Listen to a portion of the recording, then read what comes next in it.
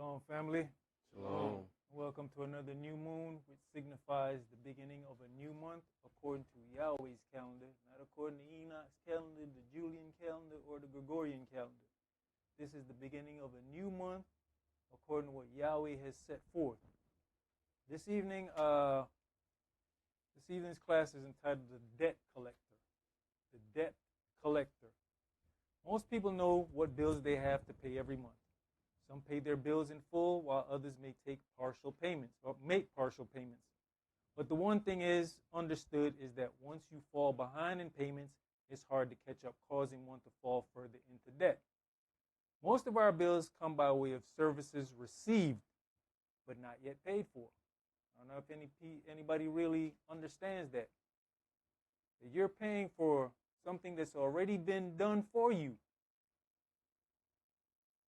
And I guess they call that paying that in arrears.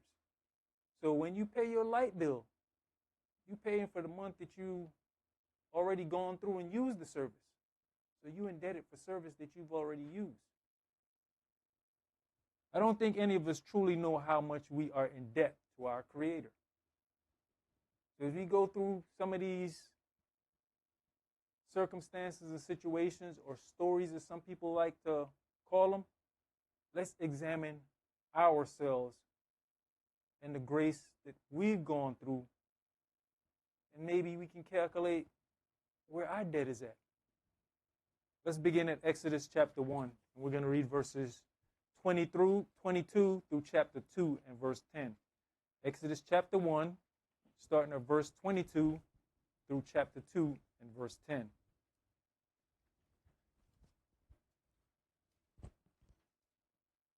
And Pharaoh charged all his people, saying, Every son that is born ye shall cast into the river, and every daughter ye shall save alive. And there went a man of the house of Levi, and took to wife a daughter of Levi. And the woman conceived, and bare a son. And when she saw him, that he was a goodly child, she hid him for 3 months. And when she could no longer hide him, she took for him an ark, a bulrush, and daubed it with slime and with pitch, and put the child therein, and she laid it in the flags by the river's brink. And his sister stood afar off, to wit what would be done to him. And the daughter of Pharaoh came down to wash herself at the river, and her maidens walked along by the riverside. And when she saw the ark among the flags, she sent her maid to fetch it. And when she had opened it, she saw the child, and behold, the babe wept. And she had compassion on him, and said, This is one of the Hebrews' children. And then said his sister to Pharaoh's daughter, Shall I go and call to thee a nurse of the Hebrew women, that she may nurse the child for thee? And Pharaoh's daughter said to her, Go. And the maid went and called the child's mother. And Pharaoh's daughter said unto her, Take this child away, and nurse it for me, and I will give thee thy wages. And the woman took the child and nursed it. The child grew, and she brought him unto Pharaoh's daughter, and he became her son. And she called his name Moshe, and said, Because I drew him out of the water. She called his name Moshe because she drew him out of the water. Now, let's understand that during this time of Moshe's birth, all male children were being done away with.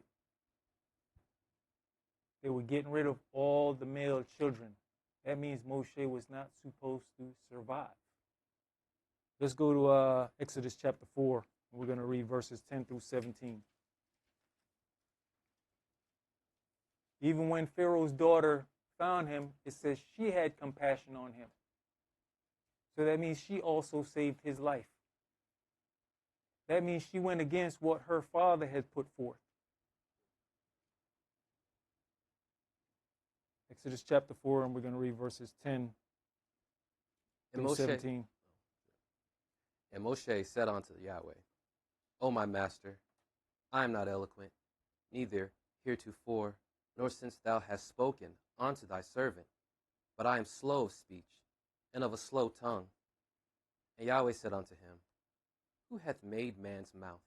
Or whom maketh the dumb, or deaf, or the seeing, or the blind? Have not I Yahweh? Now therefore go, I will be with thy mouth, and teach thee what thou shalt say. And he said, O my master, send, I pray thee, by the hand of him whom thou wilt send. And the anger of Yahweh was kindled against Moshe, and he said, Is not Aaron the Levite thy brother? I know that he can speak well, and also, behold, he cometh forth to meet thee. And when he see thee, he will be glad in his heart. And thou shalt speak unto him, and put words in his mouth, and I will be with thy mouth, and with his mouth, and will teach you what ye shall do.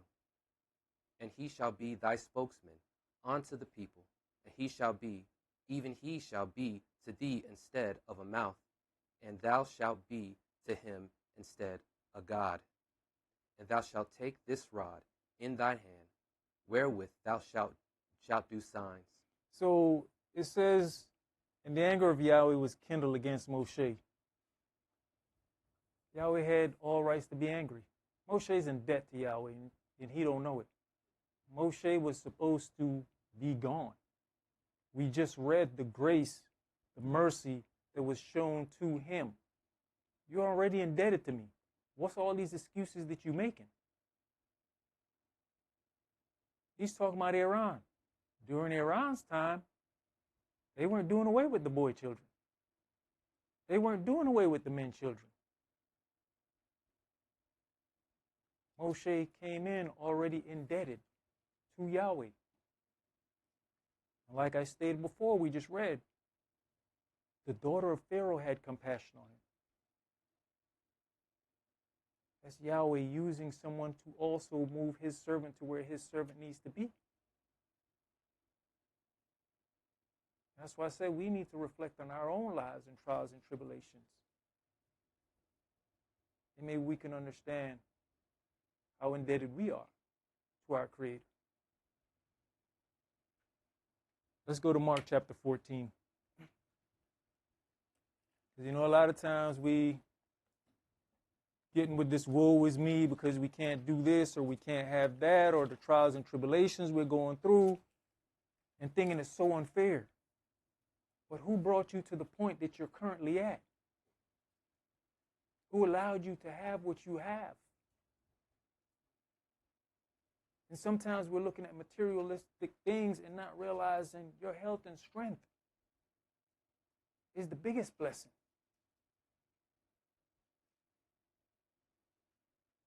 We see Moshe went from the life of luxury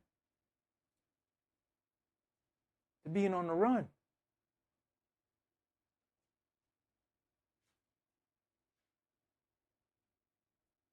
You hear about the woe is me. We heard excuses, but at the end of the day, he still did what he had to do.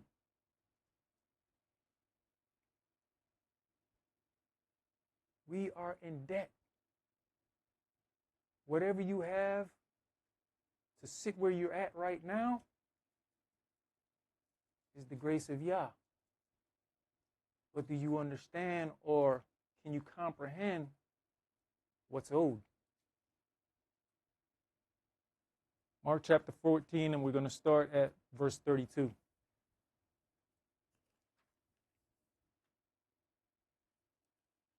And they came to a place which was named Gethsemane. And he saith to his disciples, Sit ye here, while I shall pray. And he taketh with him Cephas, and Jacob, and Johanan, and began to be sore amazed, and to be very heavy, and saith unto them, My soul is exceeding sorrowful unto death. Tarry ye here, and watch. And he went forth a little, and fell on the ground, and prayed that, if it were possible, the hour might pass from him.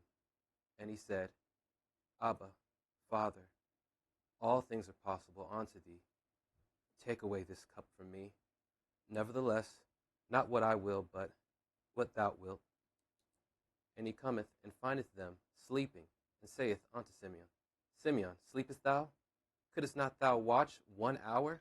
And here's the problem where a lot of us can't get past. We can't get past what our will is, what we want. We can't put our own selfish wants and needs aside to accept that maybe this is not what Yahweh has for you. And it may not be even that that's not what he has for you. It may be that that's not what he has for you right then. But can we get past what our own selfish will is? Like Yahshua said, not what I will, but let your will be done. How much of us grow up praying that prayer? Let thine will be done. As it is in heaven, so on earth. But are we just saying some words? Can we accept Yah's will? Go ahead. Verse 38. Watch ye and pray, lest ye enter into temptation. The spirit truly is ready, but the flesh is weak. And that's what we fight against every day, the flesh. But some people feel that you can separate the spirit and the flesh. The two are enmity. The two war against each other. So that means what? Those are factors inside of you. It's a duality that you have to deal with. Because you got people who think that their body going to go to judgment while the spirit's standing aside watching. What's the flesh? The flesh is your body. You got people who, well, my spirit's going to go. You don't think your spirit's going to go into judgment with your body? Then what's the sense of judgment? The spirit's just going to watch them stand there and say, boy, see, you made all the wrong decisions. I tried to guide you. You know, I was that little voice saying, don't do that.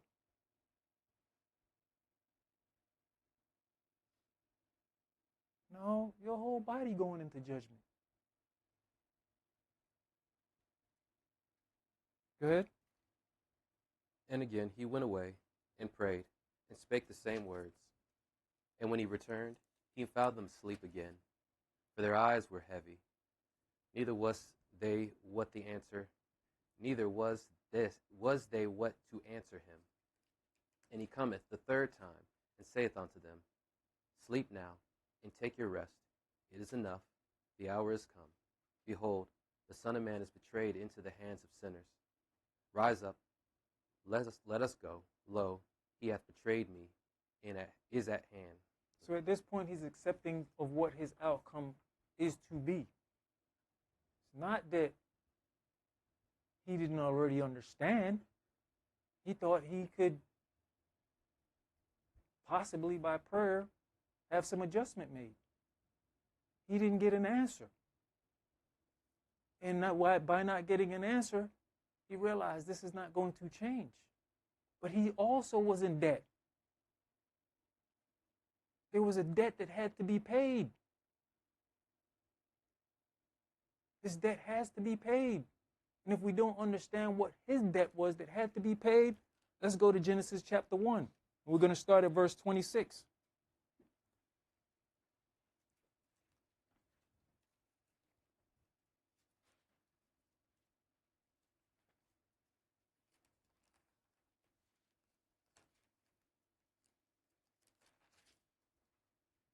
Genesis chapter 1, and we're going to read verses 26 through 28. And Elohim said, Let us make man in our image, after our likeness, and let them have dominion over the fish of the sea, and over the fowl of the air, and over the cattle, and over all the earth, and over every creeping thing that creepeth upon the earth. So Elohim created man in his own image. In the image of Elohim created he him. Male and female created he them. And Elohim blessed them. And Elohim said unto them, Be fruitful, and multiply, and replenish the earth, and subdue it, and have dominion over the fish of the sea, and over the fowl of the air, and over every living thing that moveth upon the earth.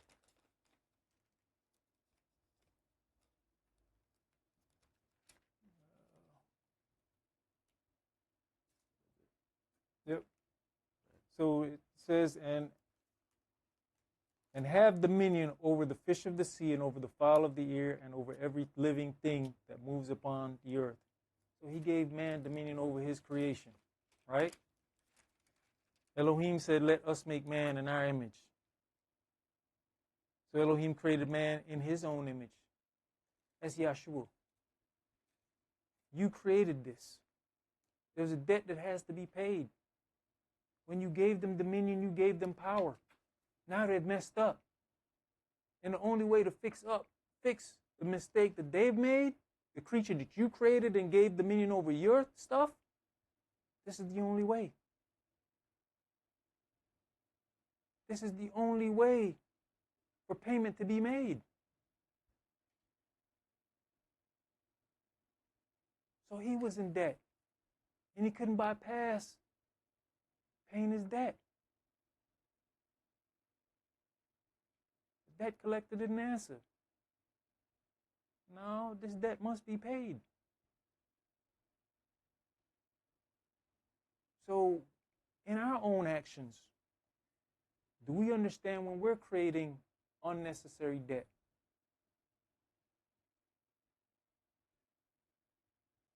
Do we understand what the payment is going to be for the debt?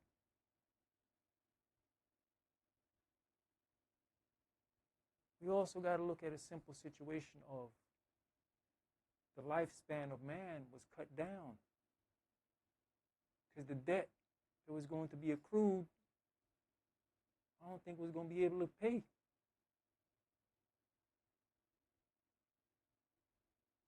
It's like right now, the normal mortgage is 30-year mortgage.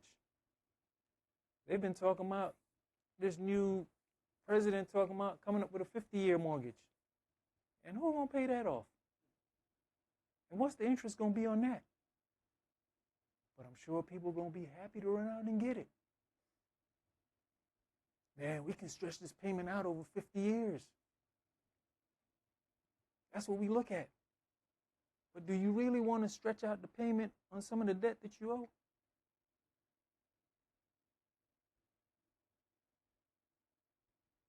Do we really want to stretch out the payment?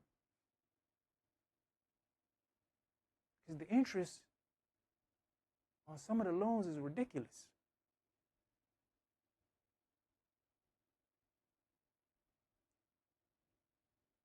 So who will end up paying the loan back? Your children's children?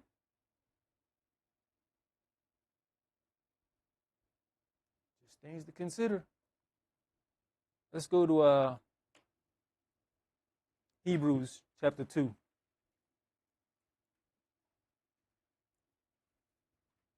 Hebrews chapter 2, and we're going to read verses 5 through 10.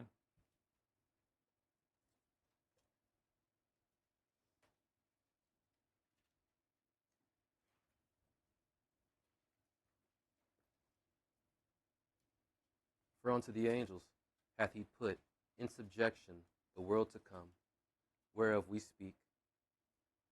But one in a certain place testified, saying, What is man, that thou art mindful of him? Or the Son of Man, that thou visitest him? So, going back to what Yahshua did. Yahshua put his creation in man's hand. Verse 5 says, For unto the angels has he not put in subjection the world to come, whereof we speak. We understand angels was here before us. Angels were created before us.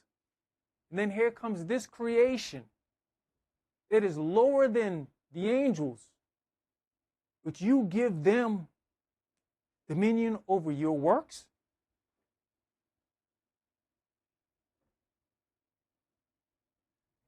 There's some accountability that has to be had. And of course they're watching. They're looking to see what's going to happen. And that's why they ask the question, what is man that you are mindful of him? Or the Son of Man that you visit him? There's a little bit of envy and jealousy going on there. You go down there and you talk to these creatures, and you go visit these creatures, you put your creation in the hands of these creatures?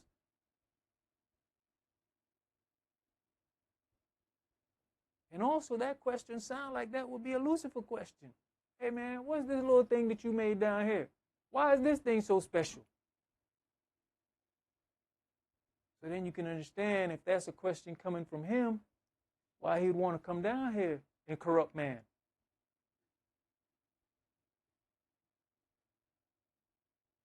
Go ahead, priest. Verse 7. Thou madest him a little lower than the angels. Thou crownest him with glory and honor, and did set him over the works of thy hands. Here we go again. You set him over the works of your hands. He doesn't have the power that we have. He can't do what we do. And he can't even come up against us. But you put what you made in his hand? Something that can't compete with us?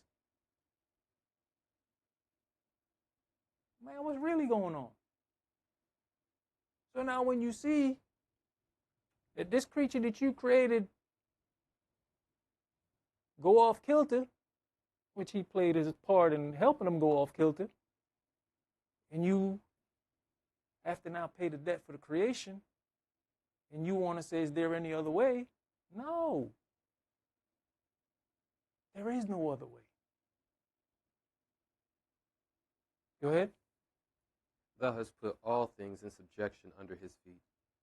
For in that he put all in subjection under him, he left nothing that is not put under him.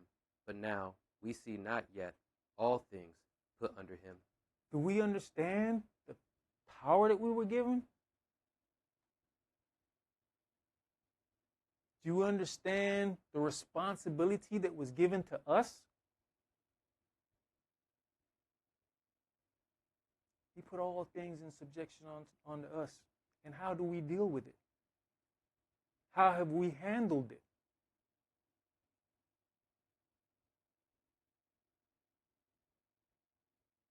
But yet we don't understand that there's going to be a day of judgment. A day of judgment for what?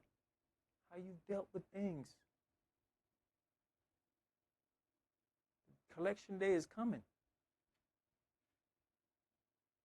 How much is still going to be on the books?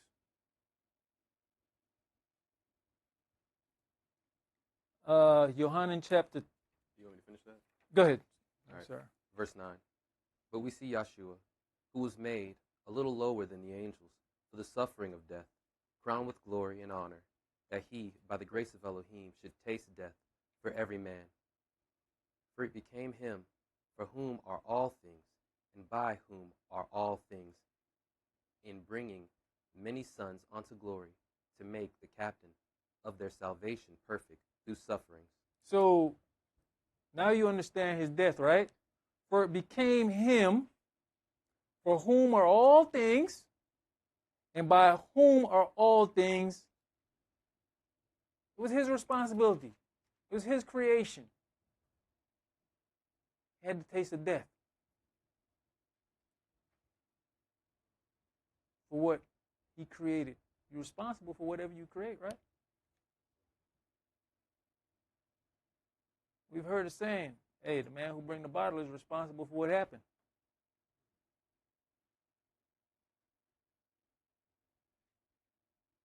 You can't just drop the bottle off in a room and you're not paying attention to who's getting in the bottle and feel like, well, they ain't got nothing to do with me.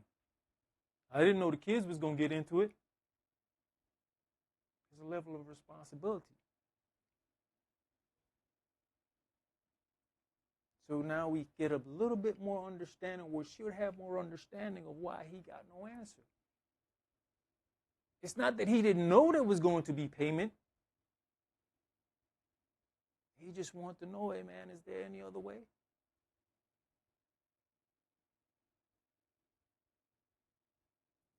No, there is no other way. So when our time comes, that's why I'm saying let's reflect now.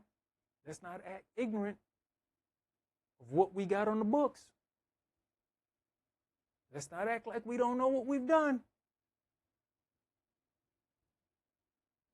But we have this opportunity, grace, to deal with it.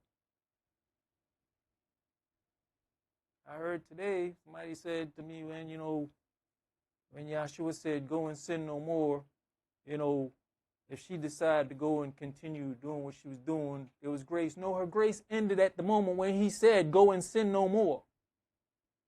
Whatever it is you were doing at that point, he said your sin has been forgiven you. That particular thing, go and do it no more. Now, if you go and do it no more, you have no cloak for your sin.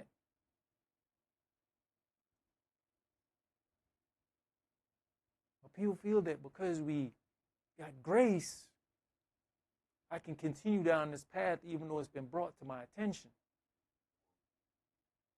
No, from that moment it has been brought to your attention, the grace for that has ended.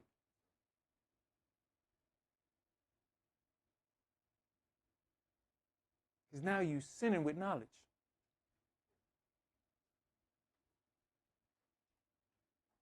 But see, our people have been taught, as long as I say, forgive me before I die, I'm going to be okay.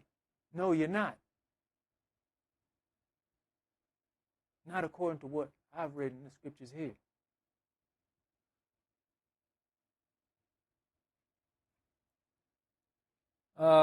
Yohanan chapter 1, verses 10 through 11 says, he was in the world, and the world was made by him, and the world knew him not. He came unto his own, and his own received him not. So the same people that he created, the same creation that he was going to have to die for, pay a debt for, didn't even understand what was in the midst of them.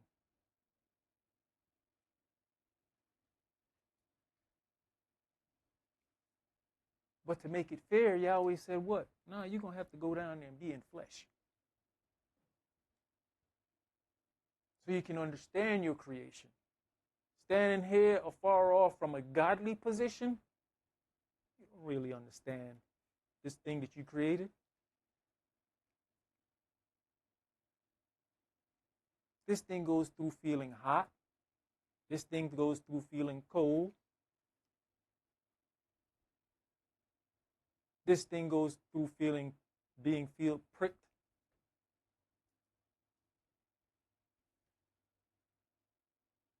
Slapped around. That fleshly thing that they got don't endure much. It's not as tough as you think it is. So the best way for you to understand it is to go be in it.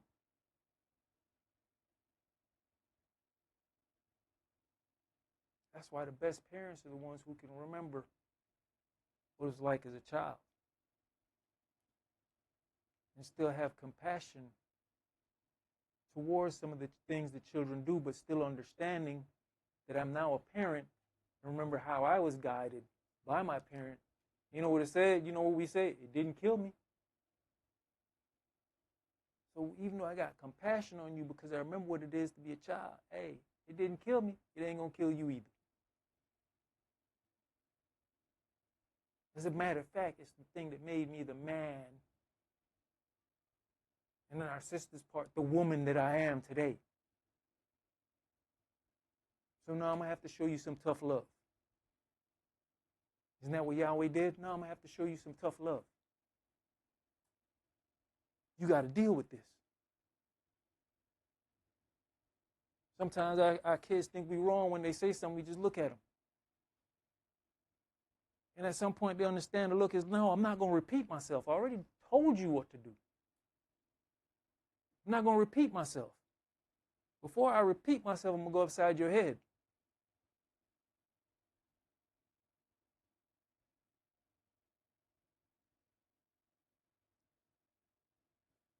This is where we got to reflect. Some people think they're just good stories, but can we see ourselves in the stories and understand what's going on?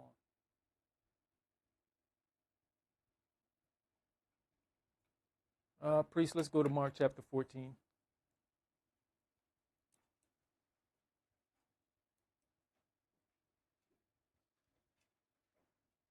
Mark chapter 14, we're going to start at verse 43.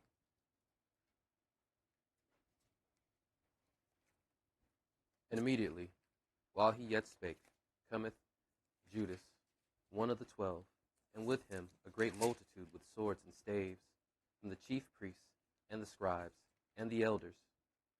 And he that betrayed him had given them a token, saying, Whomsoever I shall kiss, that same is he. Take him, and lead him away safely. And as soon as he was come, he goeth straightway to him, and saith, Master, Master, and kissed him. And they laid their hands on him, and took him. That's it. And they laid their hands on him and took him. So at this point, another loan was paid out. They covenanted for money, right? But Yehudis didn't understand the covenant that he just made and the debt that he was going to have to pay. So you got into a covenant with some people to betray the Mashiach. But there's a great weight, a great debt to be paid. Some debts can't be repaid. So to follow up on that, let's go to Matthew chapter 26. Here's Yehudis. He done covenant, made a covenant, told him how to find exactly who it is he's talking about and who he's dealing with.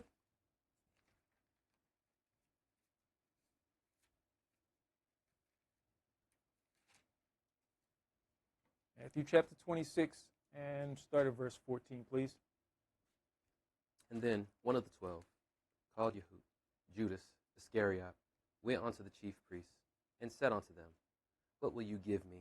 And I will deliver him unto you. And they coveted with him for 30 pieces of silver. And from that time he saw opportunity to betray him. So he went to them. They didn't come to him. He went of his own will to them and asked the question, what will y'all give me if I set up an opportunity for you to take this man's life? Okay, Matthew chapter 27 and start at verse 3 for me.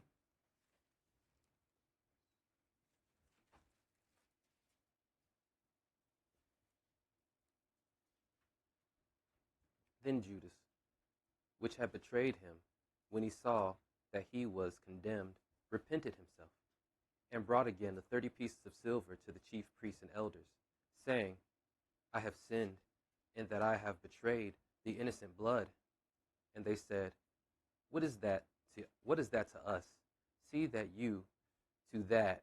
And he cast down the pieces of silver in the temple, and departed, and went and hung himself. It says, Yehudis, which had betrayed him when he saw that he was condemned, repented himself, and brought again the 30 pieces of silver to the chief priest. So at this point, you done got into debt above your head. To the point that they say, it ain't got nothing to do with us. You're going to have to figure this out. And we'll do that in our natural walk. We don't count the cost of things we're about to get into. We don't sit down and see if, okay, is my finances going to match up that I'm going to be able to pay this? Now we're in debt to our eyeballs, and we eating sardines and crackers every day. Why? Because we didn't evaluate the cost of the debt we were putting ourselves into. Go ahead, priest. Sometimes it's kind of like maybe what he saw, what the opportunity that he got. Because I'll say like the 30 pieces of silver at that time, it would have probably been the denarius, and in that time, the denarius out of any currency was accepted by every vendor. Mm-hmm. So he probably saw like, wow, this is legit some silver. You know what I mean? You know, that currency is still accepted by everybody. Silver has never yet not been accepted by everybody.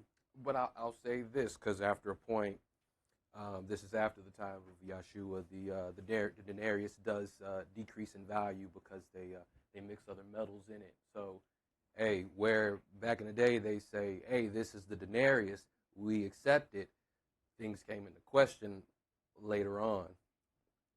You know, I can understand that. But even with the denarius, the debt, the debt is what he didn't look at. That's where the problem comes in at. Let's go to Mark chapter 14. Well, Mark chapter 14 and 21 states, the Son of Man indeed goes, as it is written of him. But woe to that man by whom the Son of Man is betrayed. Good were it for that man if he had never been born. Do you understand the debt? The debt? Was it worth it? Woe to that man. And we see the woe, because even they said, nah, bro, you see to that. You gonna have to figure this one out. You gonna have to deal with this. We can't help you out of it. And then he went and took his own life, which then puts you into a further debt. I've just tried to explain that to someone. When you on life yourself, you already have sealed your faith on where you're going.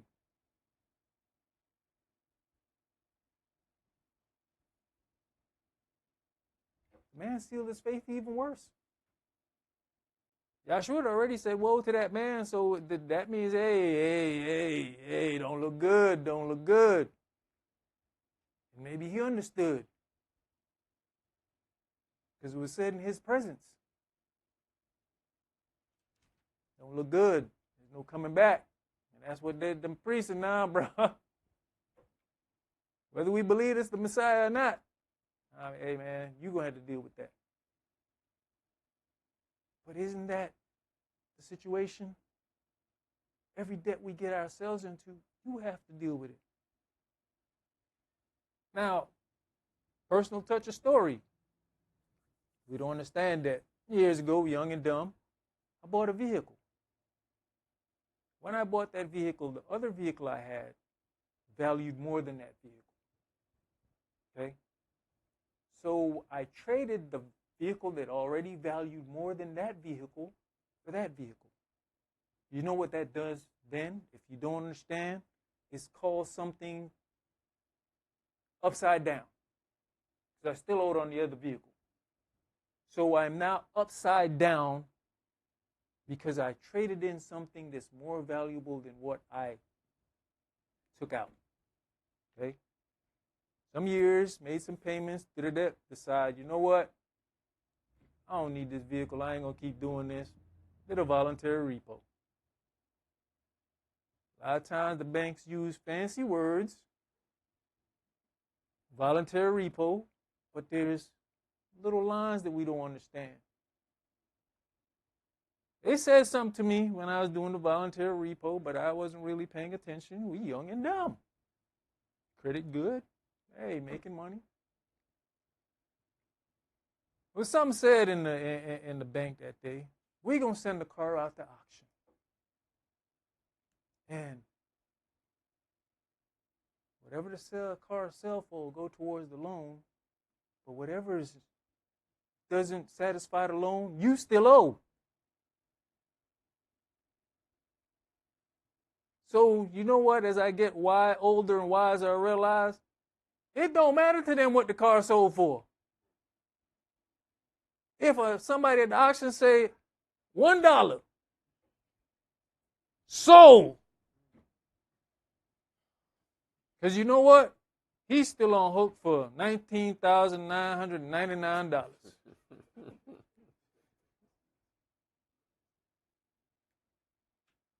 It's education for you all younger ones too. who coming up and want to get in the game of buying vehicles, and some older people too. Okay? You still owe the difference of what was not satisfied when the car was bought at auction, so they don't really care what it goes for. Jump forward some years, somehow I was able to be under the radar and couldn't find me. Wasn't intentionally doing it, just moving. So that catches up with you. Decide I'm going to go buy a house. Boy, what I do that for? That opens up everybody to see what you got going on. All of a sudden, this debt that was 9 years old, still young and dumb and don't know anything, one more year, that debt would have been satisfied. They couldn't come after me. One more year left to go. Didn't know. I'm going to educate some of y'all, okay? One more year to go. Boom, I got a creditor hit me up. Oh, you were on this vehicle. What? Yeah. The bank sold it for X amount. You still on the hook for this amount. Okay. All right, no problem. Don't mind paying my debt. I make arrangements. I make a payment. I pay you this every month till I satisfy my debt. Another creditor comes. Boom. You owe for this car. Wait. Hold on. I'm paying these people over here. You know what they said? We don't care about that. That's the Judas thing. You see to that. I said, but I'm already making payments over here. How you come? Hey, that's your problem. You see to that. You know what they then said? We don't care that you're making payments. We gonna garnish your wages. How is that fair? I'm already paying over here. That means what? Two people done bought the debt. Two people have bought my debt. I'm making payments arrangements with one, another one don't care. And eventually they decided they were going to do what they was going to do. Y'all ain't got no wage garnishment set up for your debt, okay? So eventually, I had to say, you know what? Since these people ain't cooperating, what's coming out of my paycheck, me and my family can't live with this.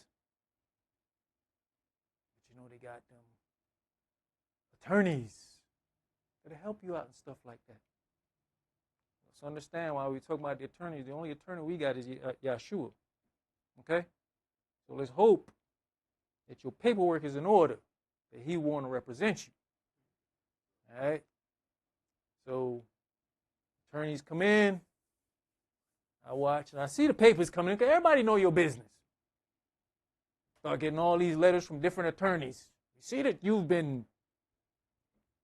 this has been enacted upon you. Well, how you know that? Another one come from another lawyer. We see that, hey, everybody know my business but me. At first I was like, whatever. But you know when that first paycheck, money disappear out that first pay, whoa, this ain't cool. Whoa, hey, no. Then I look, a second letter came from one of those lawyers that said, we hope that you've gotten help with this situation. If not, and I said, you know what, since they're the only one that sent the follow-up letter and seemed concerned, let me go with them. And then you get another understanding that, oh, they don't, even though the money was taken out of my paycheck, they don't have it? They said, no, it's in a holding. You get with us and we can get your money back. Hey, let's run this. Let's do this. But all that to say, we got to look at the type of debt we get into. Because when the debt collectors come, they don't care. They don't care. There's a payment due. There's money owed. We're here to collect. And by any means necessary, we're going to collect. Even if it means taking away from what you have gained by working. So guess what you do? You suffer loss.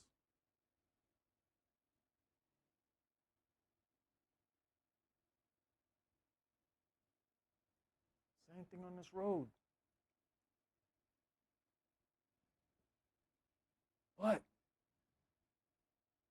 to suffer loss now to pay off the debt and still make it in the kingdom, I'd rather do that. Just something to think about. Why are we crying about the things that we're losing? If we lose it, but it pays the debt and you can still make it in the kingdom, is it still worth it? Or would you rather hold on to that and don't make it? Acts chapter 7.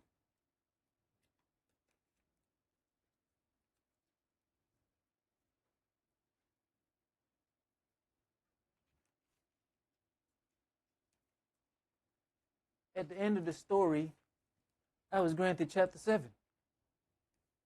You know what chapter 7 does? So I had this one debt. So when they say you qualify for chapter 7, it does then give you the opportunity to put all your debt on the table. So I said, for real? You mean everybody I owe? I can throw everybody under the bus. Threw everybody under the bus and ran them over. Chapter 7 cleared your slate. So hopefully with Yahshua representing you, you can qualify for a chapter 7. But you got to be in certain standings. How you qualify for chapter 7? You got to have nothing. So if you're working on this debt, you got to have nothing. Yahshua, I did all I had to do, and there's nothing. He can look and say, yeah, you put it all out there. He got nothing. He put it all on the line for this walk. Yeah, we're going to grant him a chapter 7. Go ahead, priest. All right. Acts chapter 7, verse 55. But he, being full of the Holy Spirit, looked up steadfastly into heaven and saw the glory of Elohim and Yahshua standing on the right hand of Elohim, and said, Behold, I see the heavens opened, and the Son of Man standing on the right hand of Elohim. Then they cried out with a loud voice, and stopped their ears, and ran upon him with one accord, and cast him out of the city, and stoned him. And the witnesses laid down their clothes at a young man's feet, whose name was Saul. And they stoned Stephen, calling upon Elohim, and saying, Adonai Yahshua, receive my spirit. And he kneeled down and cried with a loud voice, Adonai, lay not this sin to their charge. And when he had said this, he fell asleep. So Saul is here as a young man during this time of the persecution of those who call upon the name of Yahshua. Just to break it down and make it simple. Right? So that means he's guilty. Because he consents with what's going on. So that makes him guilty. And then we see later on that he follows through to go down this same path. But you know what I looked at? Stephen said, Adonai, lay not this sin to their charge. At that point in time, Saul's deed got a little bit of covering. Here's a righteous man, a saint, that prayed and said, lay not this sin to their charge. His debt. That prayer went towards that debt.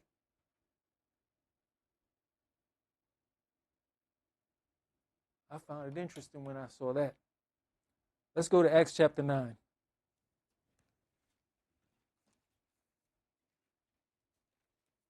Because out of all them people that were standing there, there's only one that we continue to read about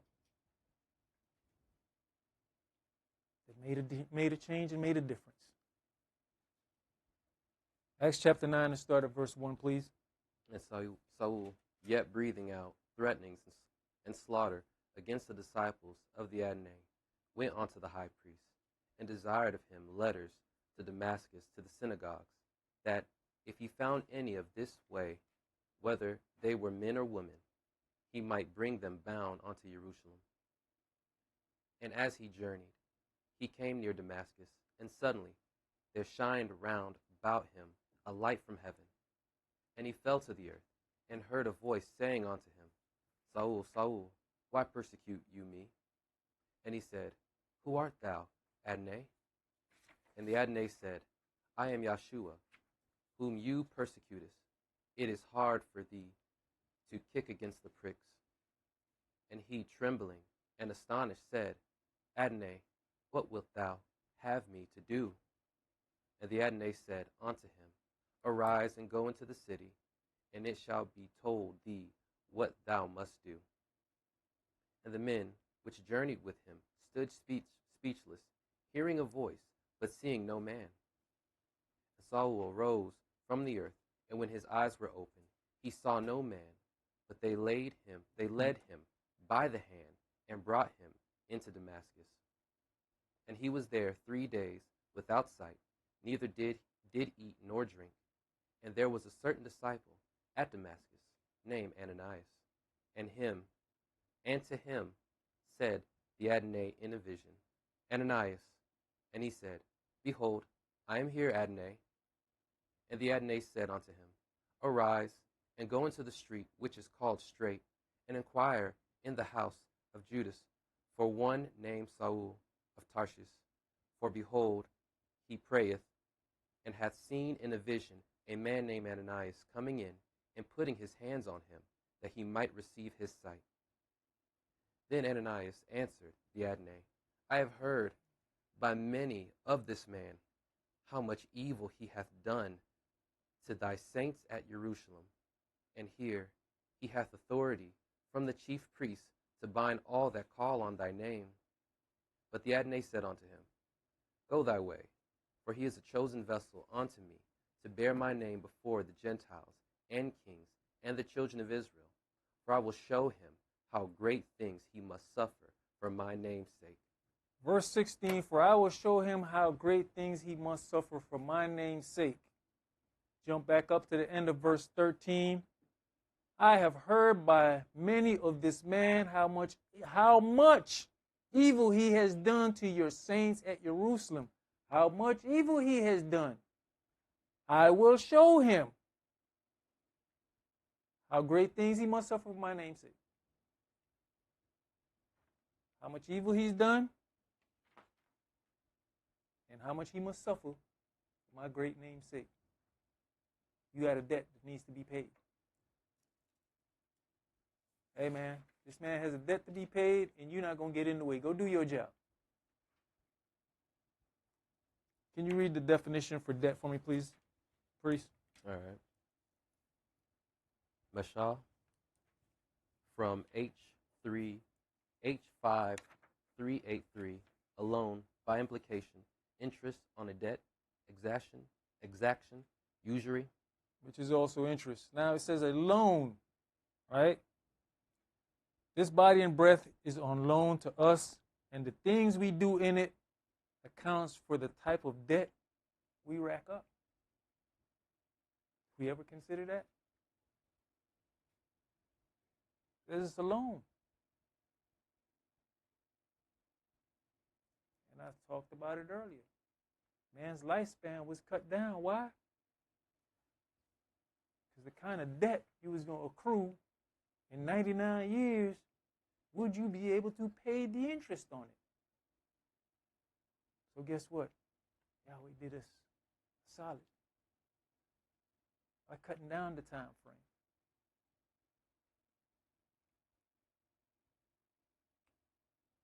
You even look at just paying your mortgage. A lot of us are familiar with 30-year mortgages. But how many know that you could go and get a 15-year mortgage, which cuts down the interest and shortens the time that you have to pay off your house? But you know what? We get a 30-year mortgage, you stretch it out, the monthly payments are less.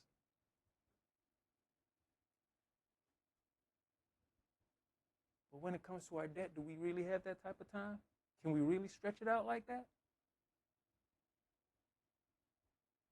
I'm just saying. Every bill has a grace period, and nowadays there's the option to set up reoccurring payments, which automatically pays the bill at a set time, usually before the grace period comes due. Now, have we ever considered the reoccurring payment for our spiritual bills, seeing that we are currently operating in the grace period? And keep in mind that some bills require full payment when the bill comes due. There's people who are disciplined enough to use a credit card and pay it off by the time the bill cycle comes. You know what that does? Because interest. In some instances, it gives no interest. I'm not the most financial savvy person, by no means. I mess up my finances all the time. But I can tell you this. You see, when you got a certain limit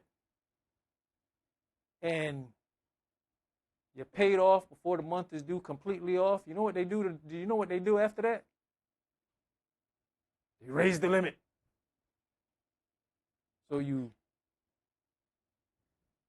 put something on loan, pay it off. They raise the limit. You want to know why? Because they're not making interest off you. But they want to get you to that point where you get yourself in debt. And now they can make interest. Which is where I'm at now. I have to be, financially savvy. But we got to realize that it's in our best interest not to have that reoccurring debt hanging out there. But most of us don't want to recall or face the things we've done. So that debt just hangs out there. And in the end, it's going to have to be paid for. The bill's going to come due. But are we going to be able to afford the interest that comes due on the bill that we just want to, I don't want to deal with that. I don't even want to look at it.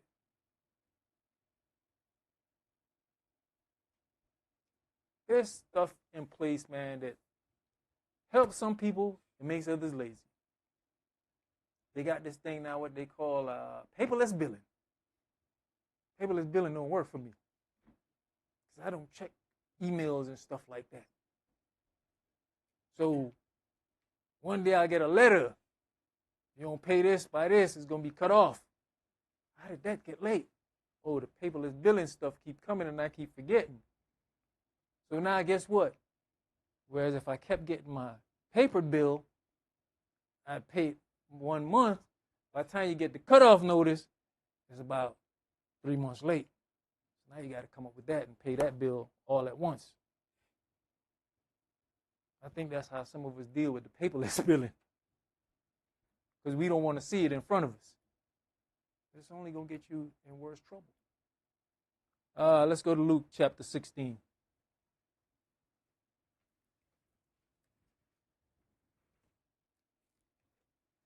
Luke chapter 16, and we're going to start at verse 1.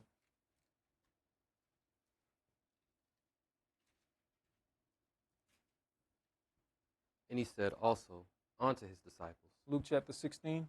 Yeah. You found it. Uh-huh. Go ahead. And he said also unto his disciples, There was a certain rich man, which had a steward, and the same was accused unto him that he had wasted his goods. And he called him, and said unto him, How is it that I hear this of thee? Give an account of thy stewardship, for thou mayest be no longer steward. Then the steward said within himself, What shall I do? For my master taketh away from me that's the stewardship. I cannot dig. To beg, I am ashamed. I am resolved what to do, that when I am put out of the stewardship, they may receive me into their houses. So he called every one of his master's debtors unto him, and said unto the first, How much owest thou unto my master?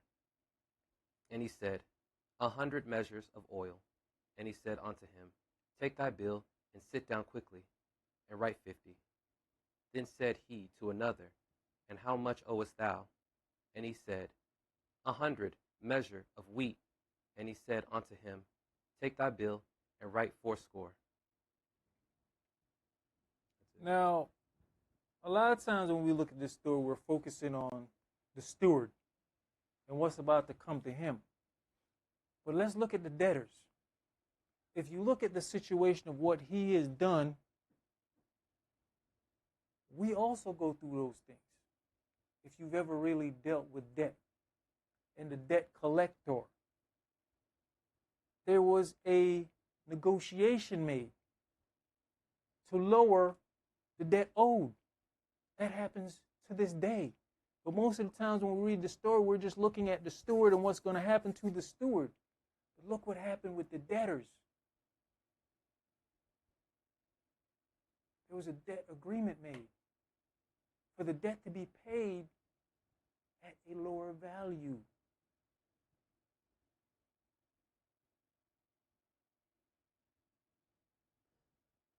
There's options there.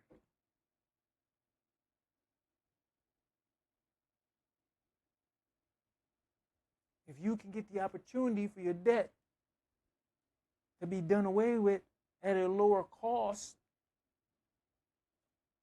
wouldn't you like that debt negotiation? So let's look at this as not monetary debt. Let's also take into consideration our spiritual and natural debt. And the opportunity being said, hey, go ahead, write this, but you really owe this. But I'm going to accept this.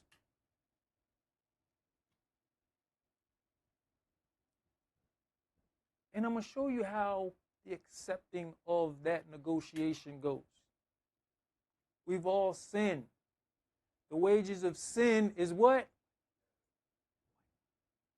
But we all still living, right? Okay. So there was some debt negotiation that has gone on thus far, that we're all still sitting here. But what you going to do with it? That deal was already made. You're still sitting here. We all should have been dead.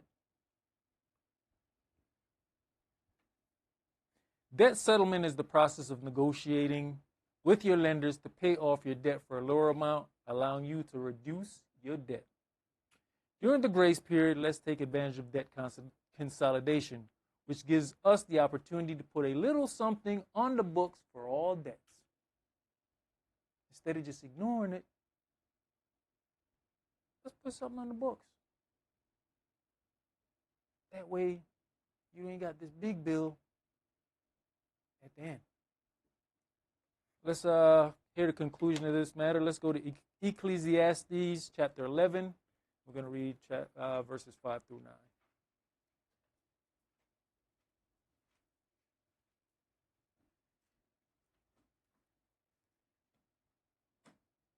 I know the class is on spiritual things, but we can also apply this to this natural walk of debt and credit and loans and everything else that we have to deal with. But the most important of all of this is making sure we deal with our debt, spiritual, the things that will keep us out of the kingdom.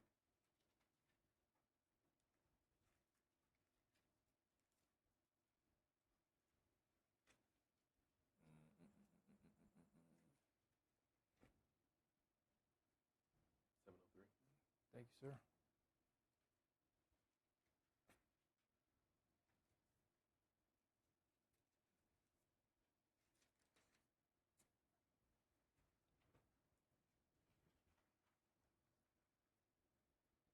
Ecclesiastes chapter 11, verse 5. As thou knowest not what is the way of the Spirit, nor how the bones do grow in the womb of her that is with child, even so thou knowest not the works of Elohim, who maketh all. In the morning sow thy seed, and in the evening withhold not thine hand, for thou knowest not whether shall prosper either this or that, or whether they both shall be alike good. Truly the light is sweet, and a pleasant thing, and a pleasant thing it is for the eyes to behold the sun. But if a man live many years, and rejoice in them all, yet let him remember the days of darkness, for they shall be many. All that cometh is vanity. Rejoice, O young man, in thy youth, and let thy heart cheer thee in the day of thy youth, and walk in the way of thine heart, and in the sight of thine eyes. But know thou that for all these things Elohim will bring thee into judgment. Rejoice, O young man, in your youth, and let your heart cheer you in the days of your youth, and walk in the ways of your heart. Do whatever you desire, do whatever you want. Live it up.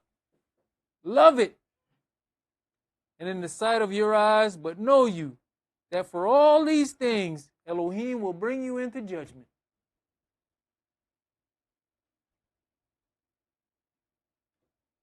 That's all. Enjoy your new moon. Shalom, family. Shalom.